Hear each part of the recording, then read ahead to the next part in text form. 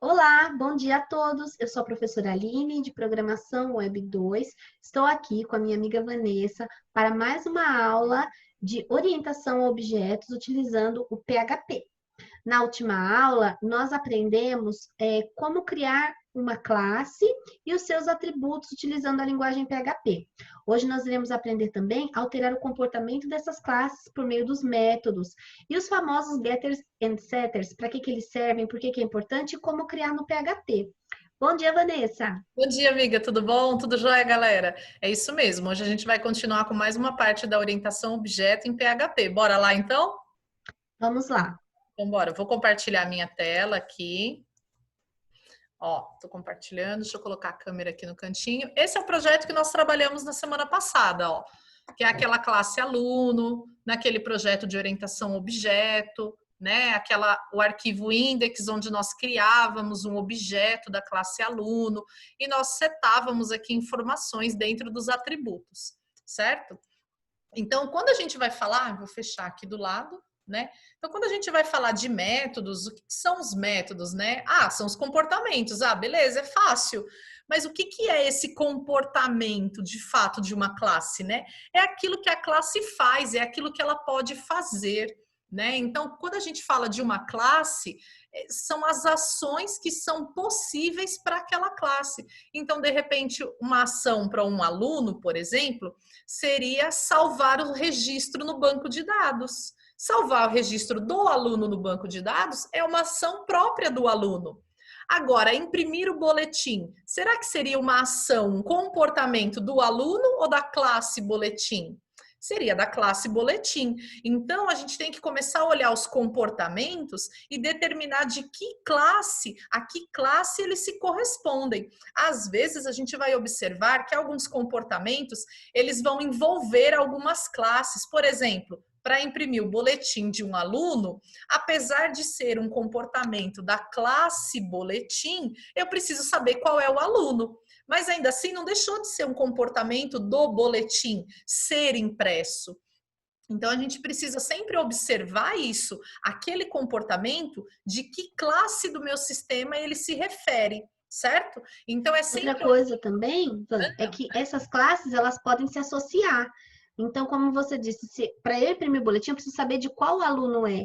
Então, essa classe aluno, ela posso estar relacionada ao boletim. Aliás, ela terá que estar relacionada ao boletim para que você possa identificar esse aluno e conseguir saber de qual aluno você se refere para imprimir o seu boletim, por exemplo. Verdade. Então as classes elas vão ter relacionamento, sim. E elas vão se relacionar por diversas formas e muito também através dos seus métodos. Então o método, ele é o comportamento, é aquilo que a classe pode fazer. Eu posso cadastrar, um aluno pode ir lá e cadastrar as informações do banco de dados, ele pode consultar esses dados, eu posso ter uma classe de venda que registra um produto no carrinho de compras.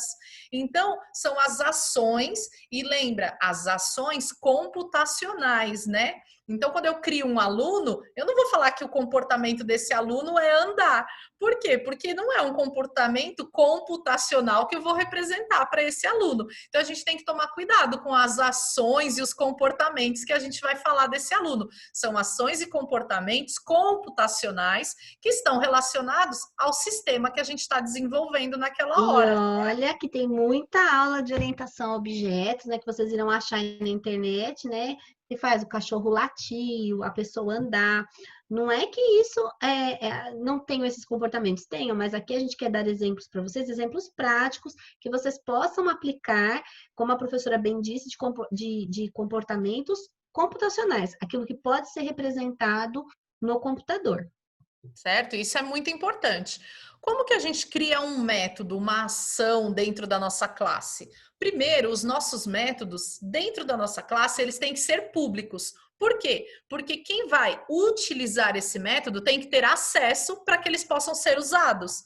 Então, ele é public. certo? Então, os nossos métodos, a primeira coisa é que eles são públicos. E aí, no PHP, tem uma palavrinha que determina os nossos métodos, determina que isso que eu estou criando é um método. Lembra que na outra aula nós comentamos que o PHP, ele não é uma linguagem que nasceu orientado a objeto, mas ele se tornou, ele teve uma transformação para ser orientado a objeto, então ele traz algumas coisas daquela época que ele era estruturado. E essa é uma das palavras que ele traz. Então a gente usa a palavra function. Então, public function. Com a junção dessas duas palavras, eu estou determinando que é um método público, certo? E aí eu vou dar um nome para o meu método. Então, os meus métodos têm que ter um nome. E o nome é sempre a função que aquele método faz. Então, eu vou dizer que esse método poderia ser um cadastrar aluno, certo? Então, eu tenho um método que cadastra um aluno. Sempre depois desse método, vem um conjunto de parênteses. E aí, a gente abre a chave e aqui dentro a gente vai colocar o código. Opa, não foi o acento. O código que o método deve executar, certo? Agora, um método, ele tem duas características muito importantes que você precisa pensar na hora de escrever um método. Não é só dizer que ele é público, usar a palavra function e dar o nome para o seu método. Um método, para que ele faça uma ação, você precisa pensar uma coisa e é uma pergunta que você vai fazer. Então, eu vou colocar um bloco de comentário aqui, ó. Opa. Então, a pergunta número 1 que você vai fazer. Esse método, para ser executado, ele precisa de alguma informação, já ficou grande, que ele não tem? Então, a primeira pergunta, vou quebrar isso daqui em duas linhas, ó, para ficar assim, ó. Então, a primeira pergunta que você tem que fazer, esse método, para ser executado, para fazer aquilo que ele tem que fazer, ele precisa de uma informação que ele não tem? E aí, o que é uma informação que o método não tem? É uma informação que não está disponível no rol do código dele, é uma informação que não está disponível no bloco de código. Se a resposta for sim, esse método precisa de parâmetros.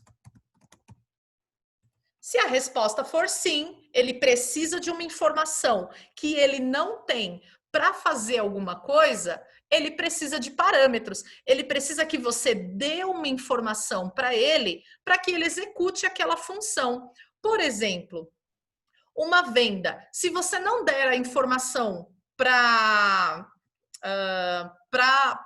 o método que registra o pagamento, de qual é a forma de pagamento, ele não tem como concluir a venda. Se você não falar, olha, o usuário, o cliente escolheu a forma de pagamento cartão de crédito. Se você não falar para ele qual é a forma de pagamento, ele não tem como registrar, porque não é uma informação que já está dentro da venda. Pensa lá num site de compras, eu não tenho que escolher qual é a forma de pagamento? Não é natural no site a forma de pagamento. Então, é uma informação que o método precisa. Quando ele precisa de parâmetros, certo? E aonde ficam esses parâmetros? Os parâmetros ficam aqui, ó, dentro do jogo de parênteses, certo? Aqui eu vou dizer quais são os parâmetros que ele precisa. E os meus parâmetros, eles são sempre atributos, certo? Objetos, pode ser um atributo, que é uma variável, pode ser um objeto. Eu posso dizer aqui, ó, que para cadastrar o aluno, ele precisa me passar um objeto da classe aluno, certo? Tem que ser um objeto da classe aluno. Pode ser que eu vou dizer aqui que para ele cadastrar o aluno, ele tem que me passar só o nome desse aluno e o RM. Certo? Então, eu tenho que pensar, na hora que eu vou criar o meu método, esse método precisa de uma informação que ele não tem para executar? Se a resposta for sim, esse método precisa de parâmetros. Se a resposta for não, ele não precisa de parâmetros. certo? Não é obrigatório um método ter parâmetros. Então, a gente tem métodos com parâmetros e métodos sem parâmetros. Depende do que o seu método vai fazer, tá certo? A segunda pergunta importante. Esse método, escrevi certo, depois que ele realizar sua operação, ele precisa devolver alguma informação para alguém? Então, você precisa responder essa pergunta. Esse meu método, depois que ele fizer todo esse bloco de código, ele tem que devolver uma informação? Por exemplo, lá o método da venda. Tem que devolver uma informação que conseguiu conectar com a operadora de cartão de crédito? Tem que devolver uma informação. Ou tem que devolver uma informação, por exemplo, de que a venda foi concluída com êxito. Ou se é só uma consulta de dados, então não tem que devolver nenhuma informação. Esse método é só para pesquisar dados. Então ele não precisa devolver informação. Então você precisa responder essa pergunta. Se esse método, ele sim tem que devolver alguma informação para alguém, o seu método tem retorno. Certo? Ou seja, Vanessa, os métodos, eles trabalham de uma forma muito parecida com as funções que eles já tinham criado em outras linguagens de programação. Por exemplo, que a gente criou em JavaScript no ano passado, que tinham funções com passagem de parâmetro e com retorno, sem passagem de parâmetro e com retorno, ou com passagem de parâmetro, mas sem retornar nada. Então, ele funciona muito parecido com as funções que nós tínhamos visto até então. Isso mesmo, é exatamente isso. Na orientação objeto, não existem mais as funções, mas aí surgem os métodos que são muito semelhantes ao que as funções fazem ou faziam, né? É isso mesmo, Aline. E aí, se o meu método tem retorno, eu tenho a linha do return e eu retorno alguma coisa. E aí, o que eu posso retornar? Eu posso retornar um atributo. Opa! Um atributo, eu posso retornar um objeto, eu posso retornar uma mensagem para o usuário, eu retorno alguma coisa, certo? Então eu tenho que observar se tem retorno. E eu posso ter método que não tem retorno. Então eu posso ter método com parâmetro e com retorno, método sem parâmetro e com retorno, método com parâmetro e sem retorno, método sem parâmetro e sem retorno. Eu tenho 4 combinações possíveis de tipos de métodos diferentes, certo? E é importante que a gente consiga, na hora de criar um método, na hora que eu vou pensar naquele método, a gente consiga responder essas 2 perguntas. Eu preciso de alguma coisa para fazer esse método? Ah, para fazer esse método eu preciso de uma informação que eu não tenho, então ele preciso por parâmetro. Ah, não, para fazer esse método eu tenho tudo aqui, então eu não preciso de nada, certo? E não é porque o meu método não tem parâmetros que eu não coloco os sinais do parênteses, tá? Os parênteses são obrigatórios, eles fazem parte da assinatura do método. O que é uma assinatura de um método? É a linha que cria esse método, né? Tudo isso aqui é a assinatura do método, certo? Então ele faz parte da assinatura, então você tem que ter essa informação ali. Beleza, galera? Então, essas 2 informações, elas são muito importantes na hora que a gente vai criar os métodos. Beleza?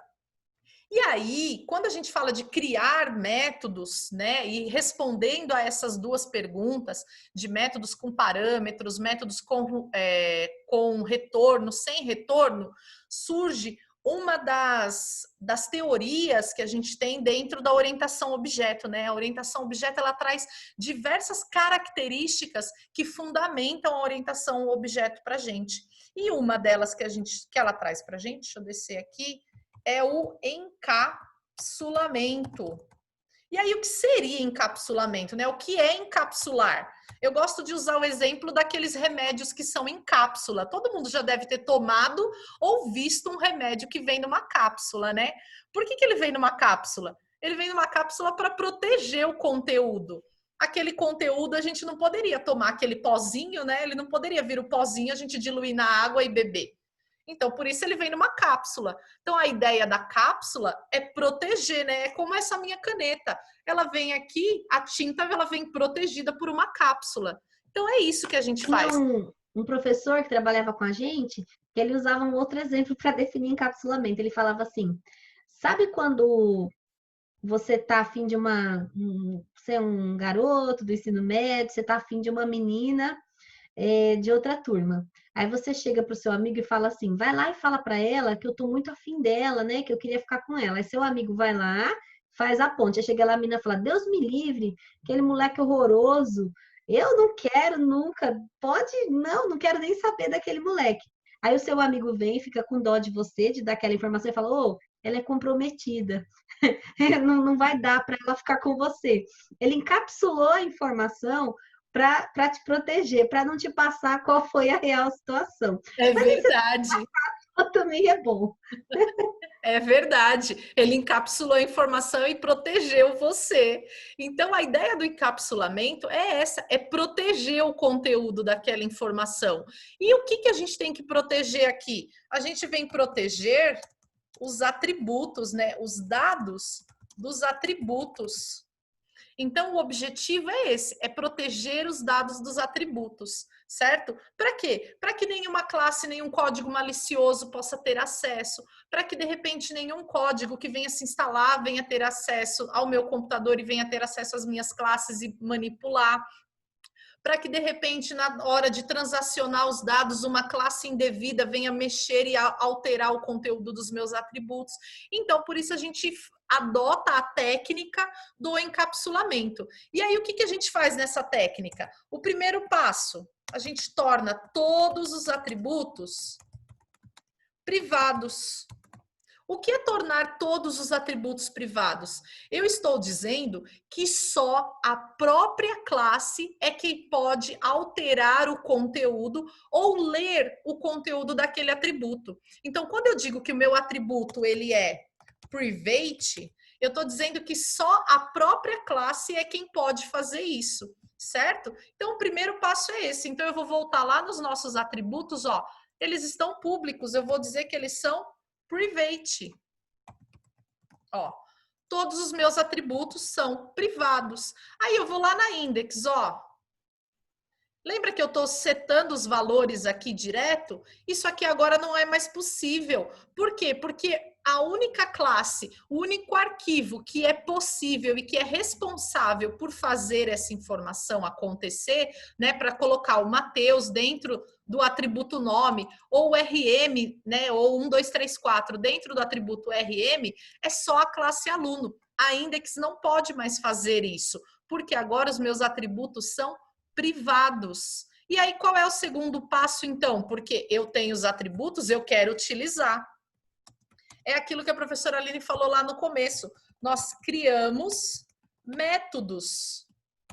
Métodos de acesso para leitura e gravação de dados. Ou seja, Vanessa, com esses métodos, eu não sei como ele grava e como ele obtém os dados, mas eu consigo utilizá-los, usando assim esse conceito de encapsulamento, não é isso?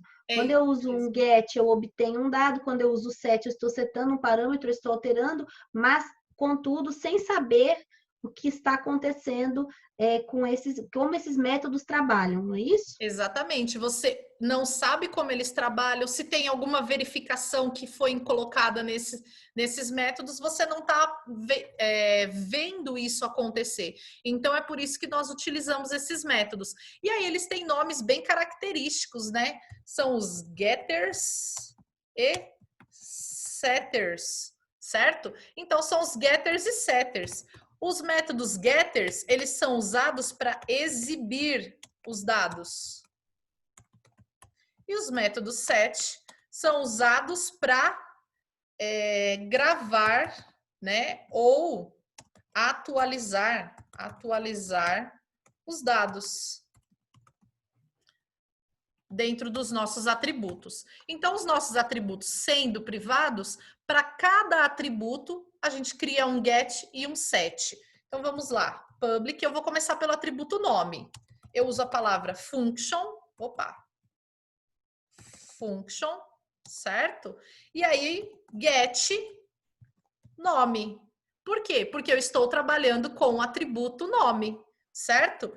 E eu abro e fecho parênteses.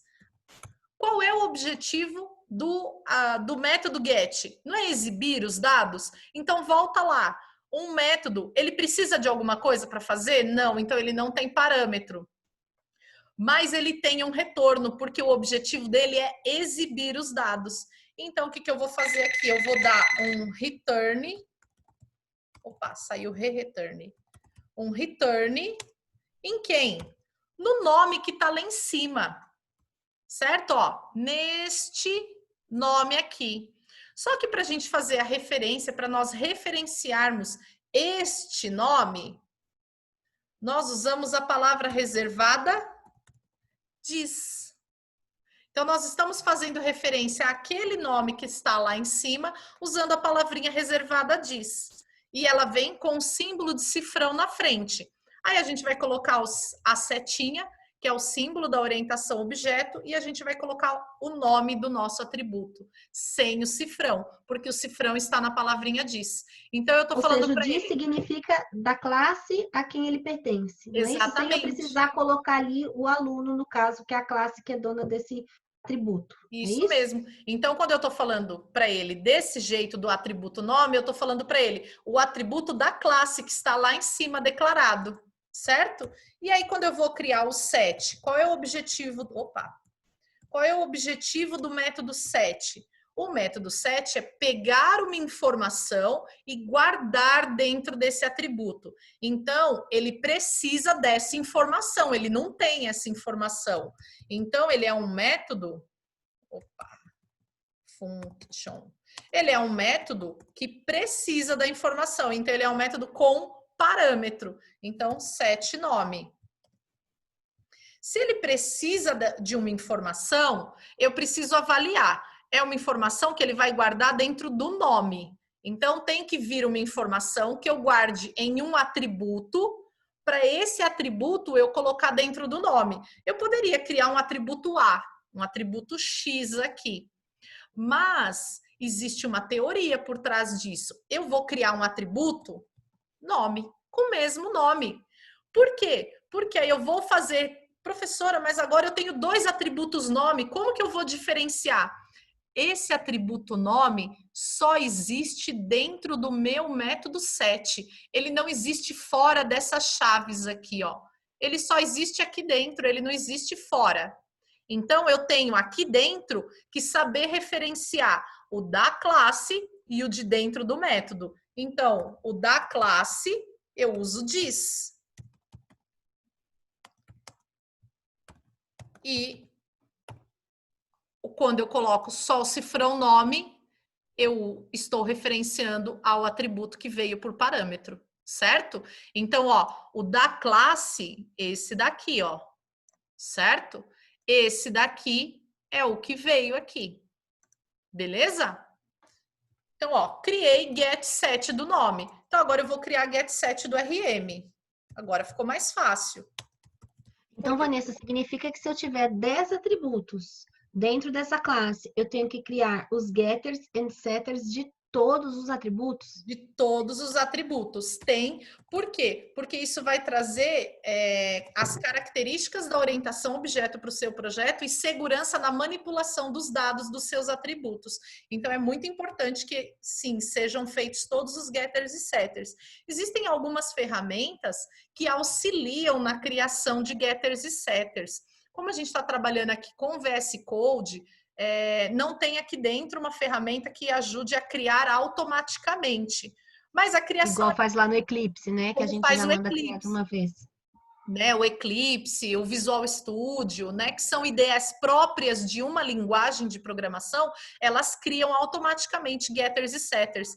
O VS Code, como ele trabalha com várias linguagens, ele não tem essa característica. Eu espero que, quem sabe, logo, logo tenha, né? Vai ajudar. Nossa, até se alguém souber aí, que conta pra gente como é que faz para criar.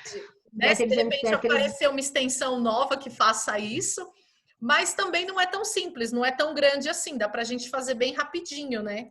Então, a gente consegue. Você só faz uma vez, né? Só E quando aí você você só cria a faz uma classe. vez. Isso, quando você cria a classe dos atributos, você já cria os getters e setters relacionados a essa classe, né? Isso. E aí, criando os atributos, todos privados, para garantir essa segurança, a gente tem muito mais confiabilidade na manipulação dos dados, né? Então, pode parecer mais trabalhoso criar essa quantidade de métodos agora, mas isso traz mais confiabilidade na manipulação dos dados pelo sistema. Ó, criei getters e setters, certo? Então, o que vai mudar agora lá na index? Agora eu não chamo mais o atributo nome para colocar a informação Mateus. Então, o que eu vou fazer com esse daqui? Eu vou comentar. Agora não funciona mais assim. E também não funciona mais assim para exibir. Como vai funcionar agora? Ó, aluno, certo? Set nome. Quando eu uso set nome, não ia por parâmetro. Olha lá ele dizendo o parâmetro que vai para mim. É o nome. Então, eu vou colocar aqui, ó, Mateus. Certo? Aí eu vou colocar o RM, aluno, set RM. E aí vou colocar lá o RM, é o parâmetro, ele passando para mim. Certo? E como que eu faço para exibir esses dados agora? Aluno, opa, aluno não, é o eco, né? Faltou o eco aqui. Aí eu coloquei o RM e o tracinho, o nome do aluno. Então vamos lá. Aluno, aí a gente pega o get RM, abre e fecha parênteses, porque lembra, isso faz parte da assinatura do método, então eu tenho que usar. Vou concatenar com o tracinho, igual tá lá. E aí vem o nome. Então, aluno, get nome. Maldito ponto da concatenação, né? Pois é. Pois é, o ponto nos custou essa setinha aqui agora. Então, ó, salvei aqui, fiz as alterações, agora estou usando os métodos getters and setters. Aí eu vou lá no meu projeto. Deixa eu lembrar o nome da pasta, né? Para eu não escrever errado lá. É PRJ Orientação Objetos. Então vamos lá. PRJ Orientação. Não, esse está orientado. Então, orientação objetos. Acho que eu escrevi certo. Ah lá. Vamos lá. Tá aqui, ó. O Mateus. Ah, eu acionei a lupa, né? Deixa eu acionar o zoom da página que fica melhor para ver o resultado, ó. Tá aqui. Funcionou com nossos getters and setters, certo? Então é importante o uso da técnica do encapsulamento, né, que é uma característica de um projeto que está orientado a objeto, e nós vamos mais para frente construindo cada vez mais métodos. Então, nós vamos construir métodos para conectar com o banco de dados, nós vamos construir métodos para executar ações de inserção de dados no banco, para leitura de dados no banco, para que nós possamos manipular dados entre as classes. Então, para que esses dados que venham do formulário sejam gravados no banco de dados, né? Então, tudo exato. isso vai Então, assim, ser todas as gerado ações, elas serão feitas, né? Como a gente já fala, é uma ação. Se é uma ação, é um método que vai realizar isso. Então, daí a importância da gente saber como esses métodos são criados, né? E saber que todos os nossos atributos precisam estar encapsulados para garantir um pouco da segurança na transação dos dados. Beleza, galera? Então é isso, eu vou parar de compartilhar a minha tela aqui. Esses arquivos nós vamos disponibilizar para vocês, para que vocês tenham eles como exemplo e possam exercitar, né? Porque programação só se aprende de que jeito, Aline? só programando. A gente não consegue saber o sabor de uma comida olhando o cardápio, né? Então, a mesma coisa serve aqui para as aulas de programação. É importante que vocês reproduzam esses exemplos do vídeo, nós iremos passar em uma atividade para que vocês possam rever, né? E testar aí o que a gente passou no vídeo. Qualquer dúvida, a gente está disponível via chat, via chamada de vídeo, nas nossas aulas síncronas, né? Sempre a gente entra para poder ver se vocês têm alguma dúvida, se vocês gostaram do vídeo, se ficaram com alguma dúvida, é só procurar a minha professora Vanessa. É isso aí, Beleza? galera, beleza? Tiver alguma dúvida, manda uma mensagem e nas próximas aulas vem mais um pouco de orientação a objeto, tá bom? É isso aí. Tchau, tchau, Tchau, amiga. gente. Bons estudos. Até a próxima aula. Vanessa, eu tô com muita saudade. Tchau. Também. Tchau, tchau.